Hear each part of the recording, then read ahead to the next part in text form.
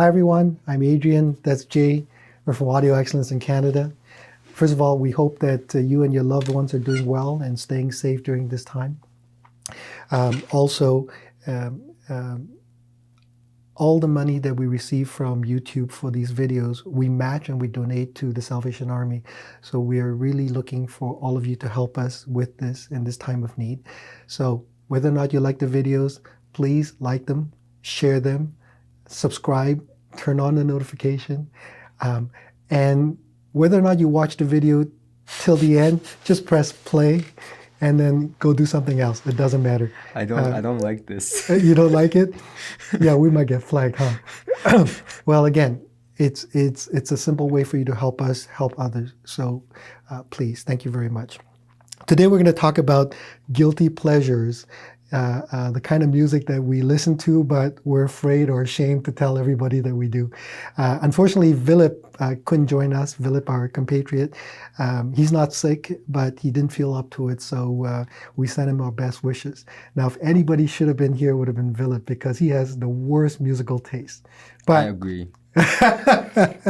Anyway, he's not here to defend himself, so maybe we might take jabs and tell you some of the music he likes. Jay, why don't you go ahead? Oh my god, I hate this video. Guilty pleasures. I have so many, but Billie Eilish. That's not so bad. She's cool and hot right now. So here's the thing. Billie Eilish, I like depressing songs, and perhaps because it comes across more emotional to me, but Billie Eilish songs are pretty dark, has some meaning to it. And, I actually quoted one of, I said, Billie Eilish songs are not that badly recorded, They're pretty good, actually. Yeah, it sounds pretty good. And then, I said that in one of my videos, and this guy was like, I respect you so much as a reviewer, but Billie Eilish? Question mark, right? And I was like, no, it's my guilty pleasure. Yeah, I do listen to her from time to time. In the beginning, I hated it because I found it to be, kind of like all jumbled. But you know what? Over time, if you listen to it, especially Bad Guy, guilty pleasure right there. I do listen to Shawn Mendes, so I do listen to modern recordings from time to time. And Backstreet Boys as well. Sorry? Backstreet Boys as well. Now you're getting into Shawn Mendes. Just Justin Bieber. Oh, there you go. No, I never listened to Justin Bieber. Oh, sure. No. It's on your playlist. No. I saw your playlist. No. You and Justin Jerry. Bieber. My God. Jerry. Look at Jerry. He just woke up. What? Somebody called me? He's monitoring the audio, and he just woke up. He's playing Sugar Cubes or whatever the heck that app is. Now, one thing is that now this may come across as a big surprise, but I do like rap, and so I've been a big fan of Eminem for a very long time. People have questionable things to say about him, but Eminem, I think, is to me very smart in terms of how he writes his lyrics. Now, not the rap style, because he does seem a little bit angry. So I don't know about that. But when it comes to his lyrics, what he's very good at is actually making 2 words rhyme instead of one. Very simply put, I think there was a term for it.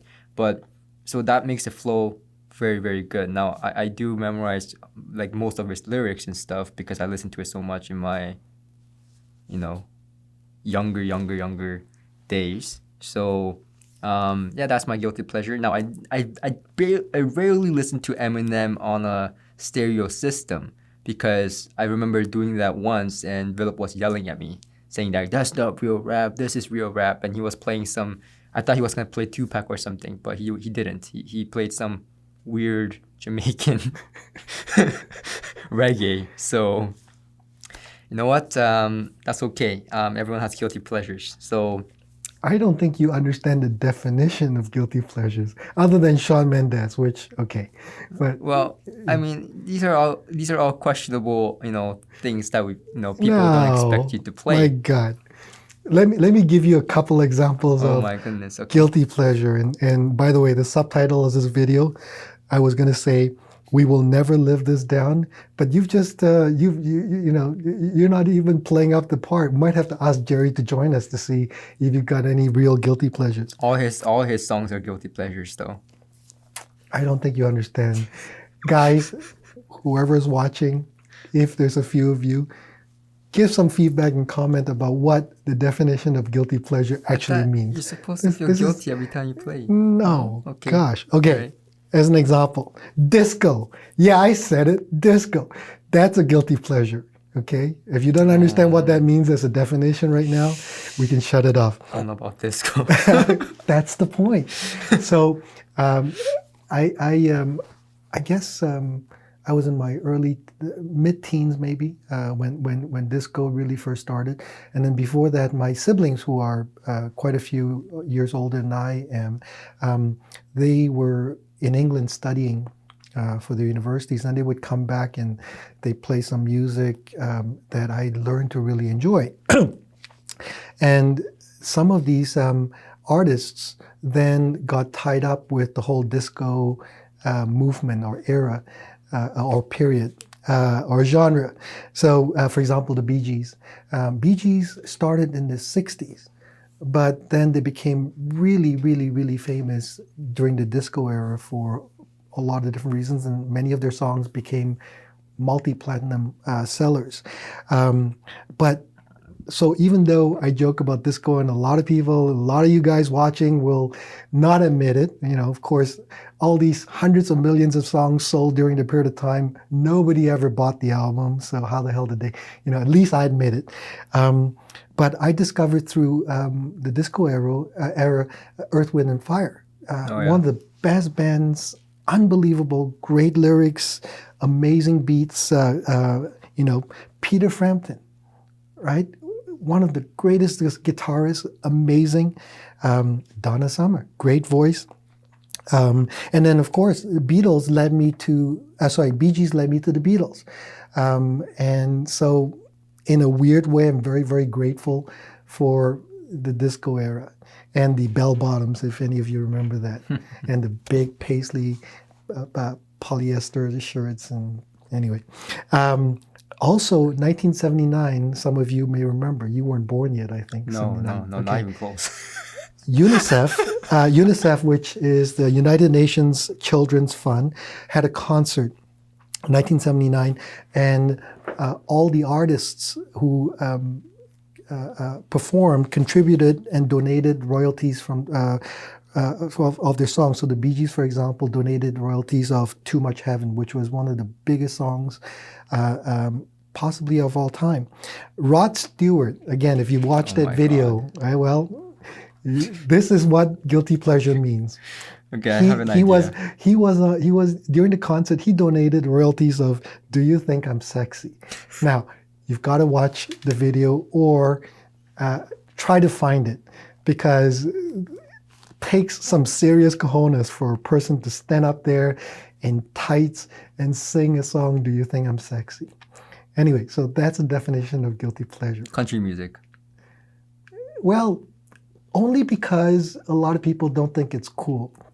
But a lot of country music is actually really good. That's what I thought. Incredibly well recorded. Yeah, Natalia, she asked me, what's your guilty pleasure in the beginning, I was like, country music.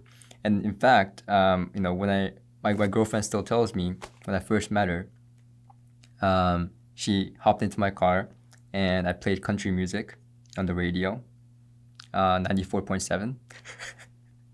And she thought I was a psychopath. She stayed with you despite that. Yes, country music. That is my guilty pleasure. I like a lot of country music, actually. Yeah, I play it on the radio all the time. Yeah, a lot of the ballads are really good. A lot of the songs are well recorded. Fantastic, actually. So another guilty pleasure. I love metal and rock ballads. Oh, I can't deal with that. Oh no! So here's the thing. So you have these incredible bands where most of the time they're just rocking out really loud, tons of distortion, great for working out, great for walking the dogs and so on. And then once in a while they sing acoustic ballads, unplugged, whatever, and it's incredible to hear how this 180-degree change gives you a different perspective of the band. So so Aerosmith, of course, Aerosmith has done a lot of ballads, Scorpion. So one of my all-time guilty pleasures, Extreme, More Than Words. Yes, go ahead, laugh. But it's a great, do you know the song? No. Great. Two guys, one singing, one playing the guitar, black and white video. Look it up. Really well shot, actually, just from an artistic standpoint, very well shot. And if you're a guitar player, it's a simple thing, but so well played. If you're trying to get in good graces with your significant other, play this. I think most of the time you'll do well. So that's another one that I like. The Carpenters. Oh, right? I love the Carpenters. See? That's a guilty pleasure? Well, for a lot of people, only because, again, it's quote-unquote not cool, and yet Carpenters What? are fantastic. I love the Carpenters. Yes. ABBA. I do like ABBA, but it's not really well recorded. No, they're not well recorded. Again, this is not about recording. This is all about the music. And now we're really going to get deep. Okay? Pentatonics. Richard Clayderman. See, he's going, who's that? Who the hell is that? Okay. Yes, go ahead and laugh. Kenny G. What? Kenny G? He's my idol, basically. Well, there you go. Even though his recordings are... James Last. Some of you may know that. And yes, finally, Michael Bolton. And I'm going to stop there just because I've lost all credibility. Michael Bolton, the white black man, right? He's got a voice that sort of like reminiscent of Rod Stewart's got that peanut butter voice, right? A sore throat voice. But hey, he was a huge artist back in the 80s and 90s, very successful. So anyway, yes, some of his songs were pretty good. At least I liked them. Anyway, that's my shortened list, just before, we get banned and flagged. Michael Jackson? No, he's cool. Michael Jackson's Michael got some Jackson. great songs. Yeah. Man, guilty pleasure's hard, eh? Elvis Presley. There was a time where, there was a time where Elvis was not cool. And then Eddie Murphy, in one of his stand-ups, he said he liked Elvis Presley, and suddenly it was okay again. But for quite a long time there, it wasn't cool. But yeah, Elvis Presley is great. I love it. Sexy and I Know It. Sexy and I You Know. don't know that song? No. Who's that? Jerry's laughing because he knows it. Who's that? All the millennials will know if they ever watch this video. Huh? Wiggle. Guilty pleasure for sure, because I do turn on that sometimes and, jam out to it. So, yeah, some millennials will know. Yeah. Anyway, that's our video for guilty pleasures. Don't unsubscribe. Don't flag it. Don't send comments and complaints to YouTube. They'll demonetize it. We're in trouble as it is. We're serious audiophiles listening to this stuff. Anyway, hopefully you enjoyed this video of ourselves making fun, us making fun of ourselves, I should say. And again, please share the video. We're going to try and keep it lighthearted just because of the times we're going through. And again, we really appreciate your help by watching the video, sharing it, telling people to watch it so that we can raise more funds for the Salvation Army. Again, I'm Adrian J, Audio Excellence Canada. If there's anything we can do, send us emails, comments, questions, and we'll get to it as quickly as we can.